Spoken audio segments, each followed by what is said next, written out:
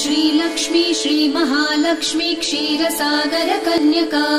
उत्तिष्ठ हरिसम्प्रीते भक्तानां भाग्यदायिनी श्रीलक्ष्मी श्रीमहालक्ष्मी क्षीरसागर कन्यका उत्तिष्ठ हरिसम्प्रीते भक्तानां भाग्यदायिनी उत्तिष्ठोत्तिष्ठ श्रीलक्ष्मी विष्णुवक्षस्थलालये उत्तिष्ठ करुणापूर्णे लोकानां शुभदायिनी उत्तिष्ठोत्तिष्ठ श्रीलक्ष्मी विष्णुवक्षस्थलालये उत्तिष्ठ करुणापूर्णे लोकानां शुभदायिनी श्रीपद्ममध्यवसिते वरपद्मनेत्रे श्रीपद्महस्तचिरपूजित पद्मपादे श्रीपद्मजात जननी शुभपद्मवक्त्रे श्रीलक्ष्मी भक्तवरदे तव सुप्रभातम्।